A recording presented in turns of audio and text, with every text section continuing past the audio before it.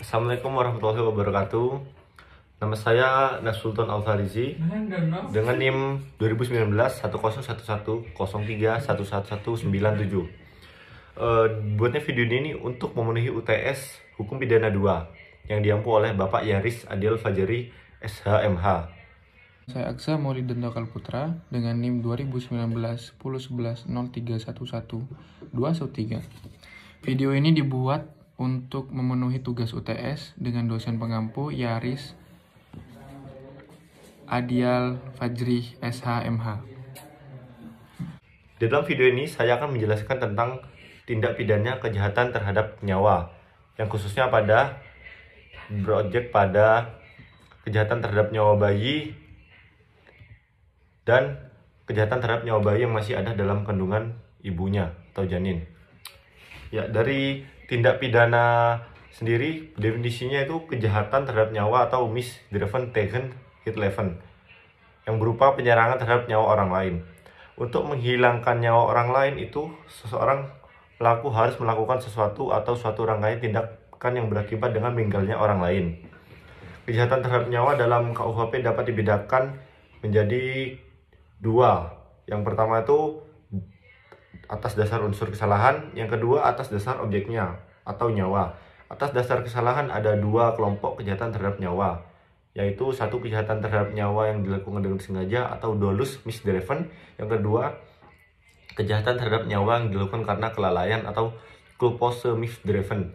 Sedangkan dari dasar objeknya sendiri atau kepentingan hukum yang dilindungi, maka kejahatan terhadap nyawa dengan sengaja dibedakan dalam tiga, yaitu kejahatan terhadap nyawa orang pada umumnya yang dimuat pada pasal 338 KUHP, 339 KUHP, 340 KUHP, 344 KUHP, dan 345 KUHP. Yang kedua, kejahatan terhadap nyawa bayi pada saat atau tidak lama setelah dilahirkan dimuat dalam pasal 341 KUHP, 342 KUHP, dan 343 KUHP. Yang ketiga, kejahatan terhadap nyawa bayi yang masih ada dalam kandungan ibu atau janin dimuat dalam pasal 346 KUHP, 37 KUHP, dan 348 KUHP, dan 34 KUHP. Dilihat dari segi kesengajaan atau dolus atau offset, maka tindak pidana terhadap nyawa ini terdiri atas satu, dilakukan dengan sengaja, yang kedua dilakukan dengan sengaja disertai kejahatan berat, yang ketiga dilakukan dengan direncanakan lebih dahulu, yang keempat di atas keinginan yang jelas dari yang dibunuh, yang terakhir menganjurkan atau membantu orang untuk dibunuh. Ya, di sini saya akan menjelaskan pembunuhan bayi yang dilakukan tindak dengan berencana atau pembunuhan bayi biasa pasal 341 KUHP. Dalam pasal 341 KUHP dirumuskan sebagai berikut. Seorang ibu yang karena takut akan ketahuan bayinya melahirkan pada saat bayi dilahirkan atau tidak lama kemudian dengan sengaja menghilangkan nyawa anaknya dipidana karena membunuh bayi sendirinya dengan pidana penjara paling lama 7 tahun. Apabila rumusan itu dirinci, maka terdiri dari unsur-unsur berikut. Yang pertama ada unsur objektif, yaitu dari petindak seorang ibu. Yang kedua, perbuatannya menghilangkan nyawa. Objeknya tentu nyawa bayinya. Waktunya itu bisa jadi pada saat bayi dilahirkan, tidak lama setelah bayi dilahirkan. Yang kelima tuh motifnya karena takut diketahui melahirkan.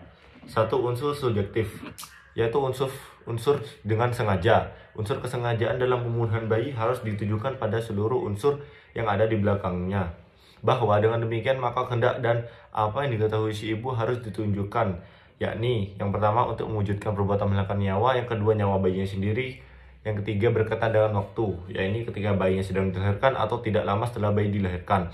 Artinya kesengajaan yang dimiliki itu adalah bahwa si ibu menghendaki mewujudkan perbuatan menghilangkan nyawa dan mengetahui perbuatan itu dapat menimbulkan akibat kematian.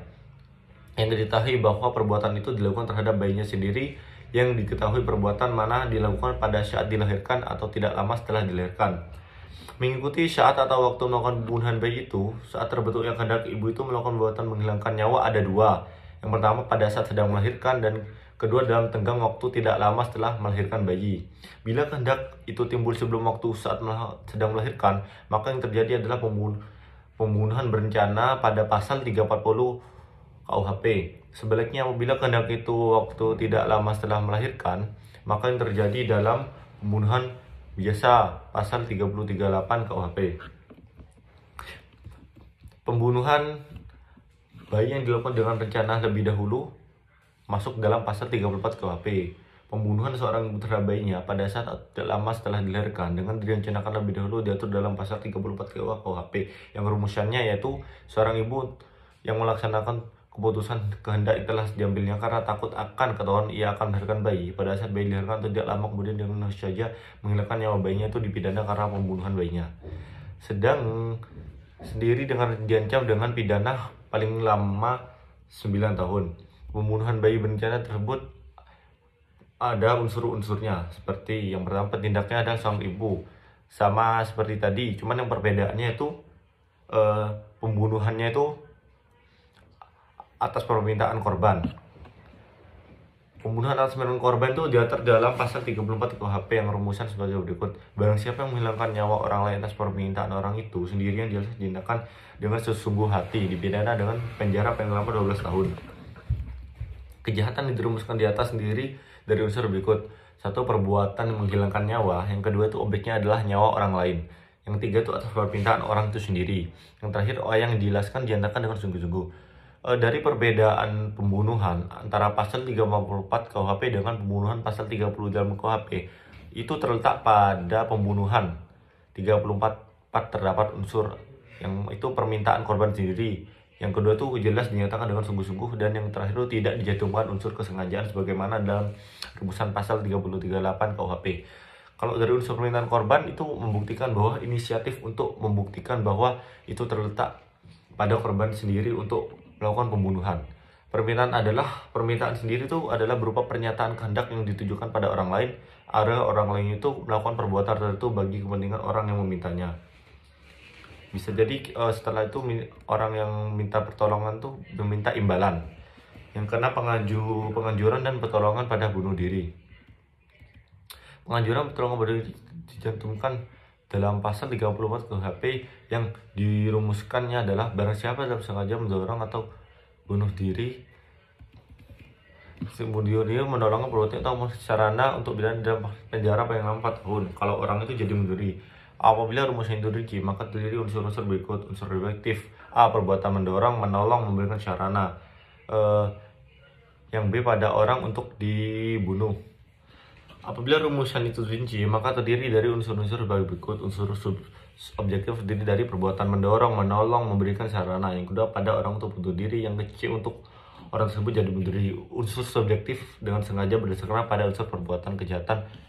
Pasal 345 KUHP ini ada 3 bentuk, yaitu bentuk pertama melarang orang yang dengan sengaja melakukan perbuatan mendorong orang lain untuk bunuh diri. Yang kedua, bentuk kedua melarang orang yang dengan sengaja melakukan perbuatan menolong.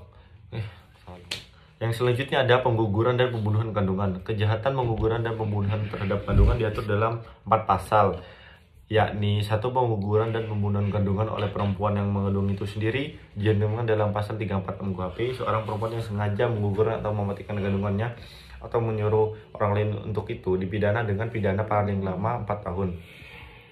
Unsurnya sendiri itu ada unsur objektif petindak, yaitu jelas ibu. Yang perbuatannya sendiri itu ada 4: menggugurkan, mematikan, menyuruh orang menggugurkan, dan menyuruh orang lain mematikan.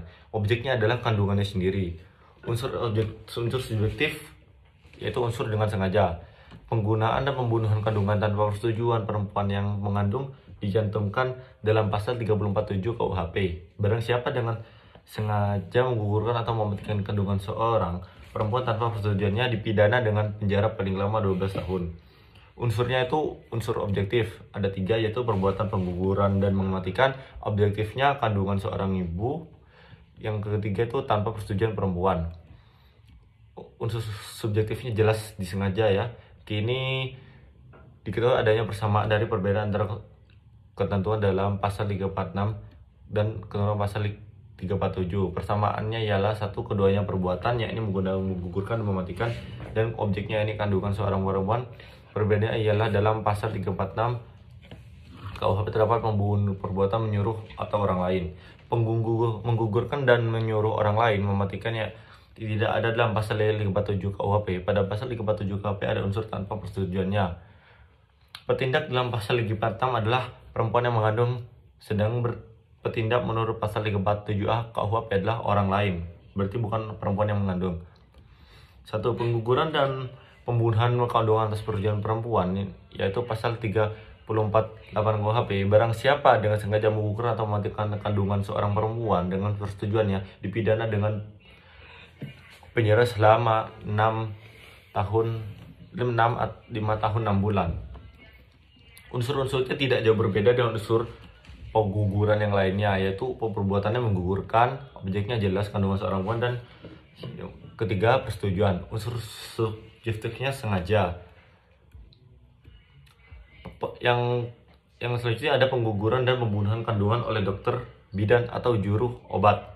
Dokter atau bidan atau juru obat adalah kualitas pribadi yang melekat pada subjek hukum atau tindak yang dari kejahatan sebagaimana yang tercantum dalam pasal 349 KUHP, yang rumusannya sebagai berikut. Jika seorang dokter bidan atau juru obat mampu membantu melakukan kejahatan berdasarkan pasal 346 ataupun membantu melakukan salah satu kejahatan terangkan dalam pasal 347 dan 348, maka pidana yang ditentukan dalam pasal itu dapat ditambah sepertiga, dapat dicabut hak untuk menjalankan pencarian dalam mana kejahatan itu dilakukan.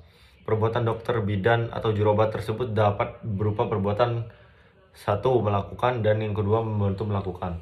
Kedua, kejahatan terhadap nyawa yang dilakukan karena kelalaian. Kejahatan terhadap nyawa yang dilakukan karena kelalaian dinyatakan yang kelalaian adalah kejahatan yang dirumuskan dalam pasal 359 KUHP yang menyatakan barang siapa karena kesalahannya atau kealfaannya menyebabkan orang lain mati dipidana kurungan paling lama 1 tahun. Unsur-unsur dari rumusan tersebut ialah adanya unsur kelalaian atau culpa, yang kedua adanya wujud perbuatan tertentu, yang ketiga adanya akibat kematian orang lain, yang keempat adanya hubungan kausa antara wujud perbuatan dengan akibat kematian orang lain. Perbedaan antara pasal 35 KUHP dengan pasal 338 KUHP yakni pada pembunuhan pasal 359 KUHP ini adalah kesalahan dalam bentuk kurang hati-hati atau culpa, sedangkan kesalahan dalam pembunuhan adalah kesengajaan atau dolus. Untuk menjelaskan kapan menggunakan atau menerapkan pasal yang saya jelaskan tadi, yang dihukum di sini adalah seorang ibu, baik kawin atau maupun tidak, yang dengan sengaja direncanakan terlebih dahulu membunuh anaknya pada waktu dilahirkan atau tidak. Beberapa sudah dilahirkan karena takut ketahuan bahwa ia sudah melahirkan anak. Kejahatan ini dinamakan makar mati anak atau membunuh biasa anak. Apabila pembunuhan tersebut dilakukan dengan direncanakan terlebih dahulu, maka ia dikenakan pasal 342 KUHP. Sedangkan kalau anak itu dapat didapat karena berzina atau hubungan kelamin yang tidak sah, apabila syarat ini tidak ada, maka perbuatan ini dikenakan sebagai pembunuhan biasa pada pasal 338 KUHP atau pasal 34 KUHP. Mengenai waktu yang menjadi tolak ukur dari kiamat pada saat anak dilahirkan atau tidak lama kemudian, dalam pasal 341 KUHP tidak ada penjelasan khusus mengenai hal ini. Sejak anak tersebut lahir ke dunia, seberapa lama atau sebentarnya pun waktu anak itu lahir, maka sejak saat itulah pasal ini diterapkan. Saya akan melanjutkan tentang kejahatan terhadap tubuh. Yang pertama, kejahatan terhadap tubuh dalam KUHP, hal ini disebut dengan penganiayaan. Tetapi KUHP sendiri tidak memuat arti penganiayaan tersebut. Ilmu pengetahuan mengartikan penganiayaan sebagai setiap perbuatan yang dilakukan dengan sengaja untuk menimbulkan rasa sakit atau luka pada orang lain.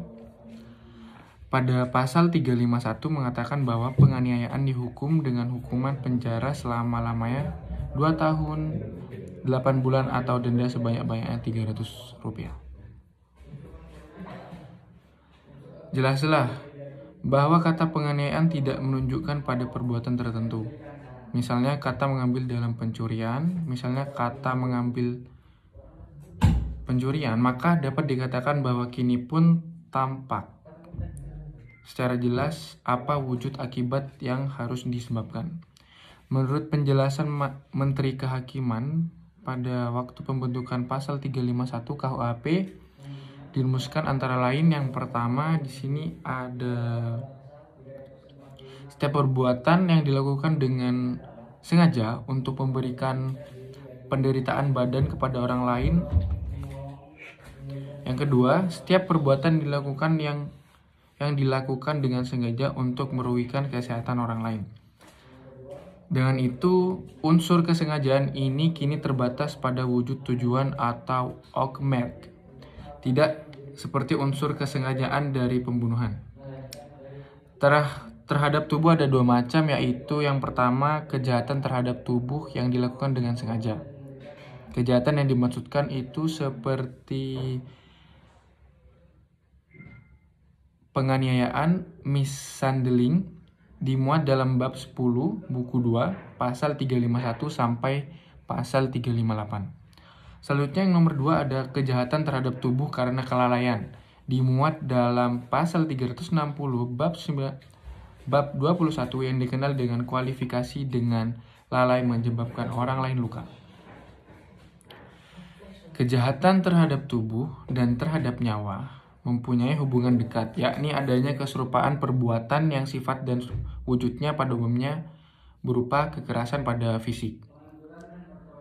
Perbedaan diantaranya antara kejahatan terhadap tubuh dan nyawa, yaitu akibat yang ditimbulkan oleh perkosaan atas nyawa adalah semata-mata tergantung pada akibat timbul setelah terwujudnya perbuatan. Adapun kejahatan yang wujud akibat perbuatan berupa luka pada hati, seperti sakit hati, sedih, dan merana, tidak termasuk dalam kejahatan terhadap tubuh, meski hati termasuk bagian dalam tubuh. Karena wujud perbuatan dari kejahatan terhadap tubuh mengandung sifat kekerasan pada fisik dan harus menimbulkan rasa sakit tubuh atau luka pada tubuh.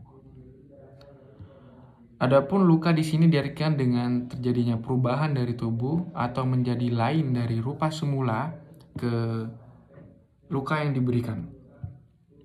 Misalnya lecet pada tubuh, putusnya jari tangan, bengkak pada pipi, dan sebagainya.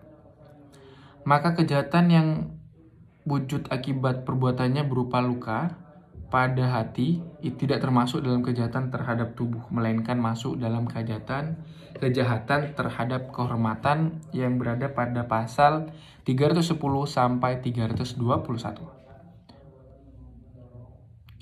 Oke, di sini saya akan masuk bentuk kejahatan terhadap tubuh dengan sengaja. Kejahatan terhadap tubuh yang dilakukan dengan sengaja dapat dibedakan dengan 6 macam, yakni penganiayaan biasa atau G1 mishandling pasal 351. Disebut dengan penganiayaan bentuk pokok atau bentuk standar dengan ketentuan yang ada di pasal 351. Suatu rumusan kejahatan yang hanya dikualifikasikan sebagai penganiayaan saja serta menyebutkan ancaman pidananya tanpa menyebut unsur tingkah laku dan unsur-unsur lainnya seperti kesalahan, melawan hukum, atau unsur mengenai objeknya, mengenai cara melakukannya, dan sebagainya. Maka dari itu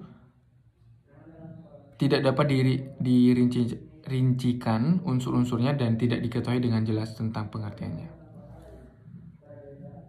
Oke, di sini penganiayaan biasa dapat dibedakan dengan 3. Penganiayaan biasa yang tidak menimbulkan luka berat ataupun kematian. Yang ini ada di 351 ya, Pak. Ini ayat pertama. Yang kedua, ada penganiayaan yang mengakibatkan luka berat. Yang ketiga, penganiayaan yang mengakibatkan kematian. Dan yang keempat, penganiayaan yang berupa sengaja atau merusak kesehatan. Kejahatan yang diberi kualifikasi sebagai penganiayaan ringan oleh UU ialah penganiayaan yang dimuat dalam pasal 352 yang rumusnya sebagai berikut. Maka penganiayaan yang tidak menimbulkan penyakit atau halangan untuk menjalankan pekerjaan jabatan atau pencaharian dipidana sebagai penganiayaan ringan dengan pidana penjara paling lama 3 bulan atau denda dengan paling banyak maksimal 4.500. Pidana dapat ditambah sepertiga bagi orang yang melakukan kejahatan itu karena orang bekerja atau menjadi bawahannya.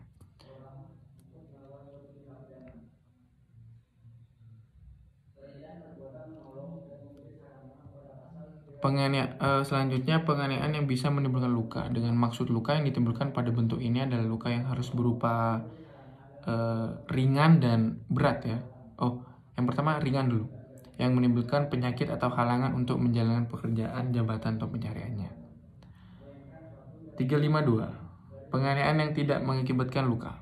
Dengan maksud penganiayaan ini yang menimbulkan rasa sakitnya saja, seperti menendang pantat, ya, mohon maaf. Karena syarat untuk tidak menimbulkan adalah tidak mendatangkan penyakit fisik dan mengakibatkan terganggunya fungsi dalam organ tubuh manusia. Yang ketiga ada penganiayaan berencana. Disebut penganiayaan karena adanya unsur perencanaan terlebih dahulu sebelum melakukan kejahatan tersebut.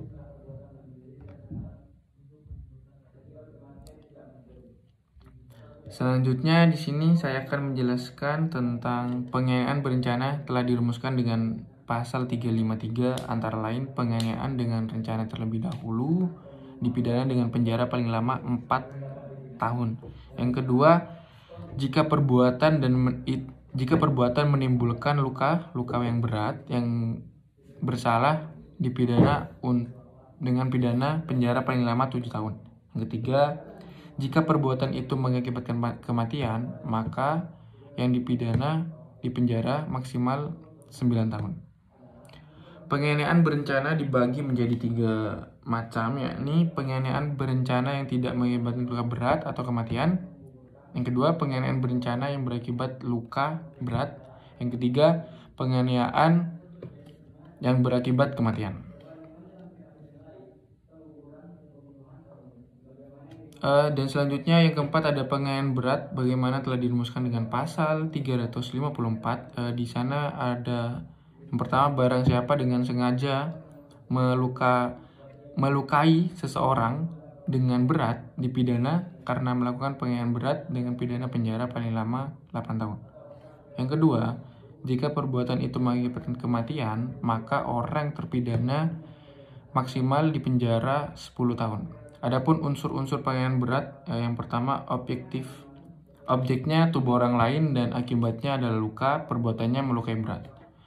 Dengan unsur subjektifnya di sini kesalahannya kesengajaan.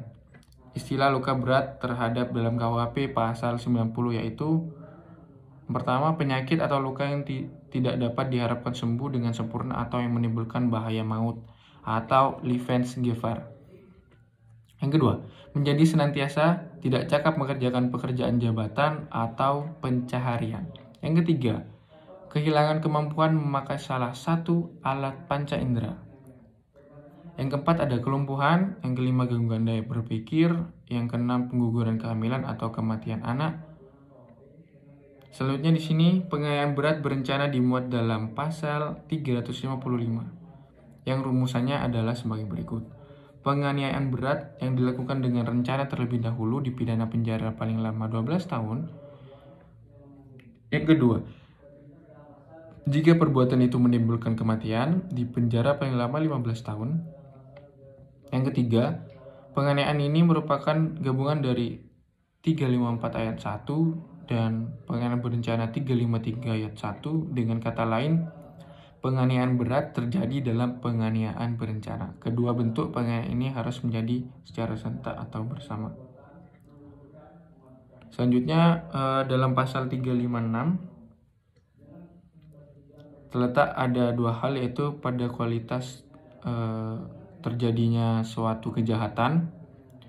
Sifat yang memberatkan pada penganiayaan biasanya 351, penganiayaan berat 354, penganiayaan berencana itu 353, penganiayaan berat berencana 355 terletak pada 2 hal itu.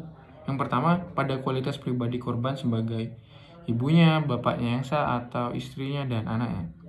Yang kedua, pegawai negeri yang ketika atau karena menjalankan tugasnya yang sah. Yang ketiga, pada cara melakukan penganiayaan, yakni dengan memberikan bahan atau dimakan atau diminum yang berbahaya bagi nyawa atau kesehatan bagi seseorang tersebut. Bila mana dilakukan terhadap presiden atau wakilnya, termasuk dalam kejahatan yang dilakukan terhadap keamanan negara yang termaktub dalam pasal 104 yang berisi tentang makar dengan maksud membunuh presiden atau wakil presiden dengan maksud merampas kemerdekaan mereka atau menjadikan mereka tidak mampu memerintah, diancam dengan pidana mati atau penjara seumur hidup atau pidana selama waktu tertentu paling lama 20 tahun. Selanjutnya ada turut serta dalam penyegaran dan perkelahian. Kejahatan yang dimaksud ini adalah kejahatan yang dimuat pada pasal 358 yang memiliki unsur yang pertama unsur-unsur objektif, perbuatan, dan turut serta. Yang kedua ada dalam penyerapan. Selanjutnya dalam perkelahian. C. Yang ketiga, terlibatnya beberapa orang. Selanjutnya yang keempat, menimbulkan akibat adanya luka berat dan luka ringan atau adanya orang yang mati. Dan di sini unsur subjektifnya dengan sengaja. Orang yang dipersalahkan menurut pasal 358 adalah bagi mereka yang sengaja turut serta dalam penyerangan dan perkelahian itu. Dan bukan bagi orang yang menyerang atau yang berkelahi. Jika penyerangan atau perkelahian itu menimbulkan adanya orang yang terluka berat dan adanya orang mati, jadi persamaannya penyerangan dan perkelahian yakni di mana terlibat beberapa orang. Yang kedua perbedaannya ialah bahwa pada penyerangan pihak orang yang melakukan penyerangan adalah aktif, sedangkan pihak lainnya yakni yang diserang yang mempertahankan diri adalah pasif. Inisiatifnya untuk terjadinya penyerangan ada pada orang yang menyerang. Pihak yang diserang adalah pihak yang perbuatannya berupa perbuatan mempertahankan diri dari serangan. Perbuatan seperti itu tidak dapat disebut sebagai penyerangan maupun perkelahian, sedangkan perkelahian kedua belah pihak sama-sama aktif dan inisiatif dapat timbul dari kedua belah pihak. Sub 1 KUHP adapun perbedaannya adalah dalam pasal 55 dan 358 adalah turut serta bagi segala tindak pidana hanya dalam penyerangan dan perkelahian. Sikap batin sama dengan petindak pidana tidak perlu sama dengan sikap penyerang atau orang yang berkelahi. Tanggung jawabnya sama dengan petindak pidana, tidak perlu sama dengan petindak pidana. Selanjutnya saya akan menjelaskan tentang tanggung jawab pidana kejahatan terhadap tubuh yang dilakukan dengan sengaja. Penganiayaan pasal akibat sanksi. Yang pertama, penganiayaan biasa 351 tidak luka berat dan mati 2 tahun. Mati 2 tahun, 8 bulan, luka berat 5 tahun, mati 7 tahun. Yang kedua, penganiayaan ringan 352, tidak menjadi sakit 3 bulan. Hukumannya 3 bulan. Yang ketiga, penganiayaan berencana 353, tidak luka berat atau mati, 4 tahun untuk luka berat, 7 tahun untuk mati, sampai 9 tahun. Yang keempat, penganiayaan berat 354, di sini luka berat 8 tahun, mati 10 tahun. Yang selanjutnya penganiayaan berat dan berencana 355. Luka berat 12 tahun, mati 15 tahun. Yang keenam, turut perkara 358, luka berat 2 tahun, 8 bulan. Khusus untuk tindak pidana penganiayaan yang mengakibatkan kematian, tidak dapat dihindarkan untuk tidak mendakwakan pasal 338 KUHP, bahkan pada pasal 340 KUHP, karena bermasalah adalah unsur atau dolus atau bentuk sengaja. Bentuk kejahatan terhadap tubuh dengan tidak sengaja. Hanya ada satu ketentuan mengenai kejahatan terhadap tubuh dengan tidak sengaja dimuat pada pasal 360. Adapun unsur-unsur di dalamnya adalah objektifnya perbuatan menyebabkan orang lain mendapatkan luka yang menimbulkan penyakit. Yang ketiga, menimbulkan orang luka-luka berat. 4, halangan menjalankan pekerjaan atau menjalankan pencaharian. Yang kedua ada unsur subjektifnya, kelalaian. Unsur kesalahan dari kejahatan ini adalah unsur culpa atau kelalaian. Kealpaan dapat dipandang dari 2 sudut, dapat disebut sebagai syarat adanya kelalaian, yakni subjektif dan objektifnya. Jadi dua hal yaitu terletak pada ketiadaan pikir sama sekali bahwa dari perbuatan yang ia lakukan dapat menimbulkan akibat yang terlarang. Yang kedua, terletak pada sikap batin yang sudah memikirkan pada akibat. Terima kasih atas perhatiannya. Mohon maaf apabila ada salah satu kata atau ucapan yang kurang baik. Saya Gzam Walidan. Assalamualaikum warahmatullahi wabarakatuh. Penjelasan dari saya, apabila ada kata atau kesalahan mohon maaf, apabila tidak ada yang kurang jelas mohon dimaafkan. Ya, terima kasih. Wassalamualaikum warahmatullahi wabarakatuh.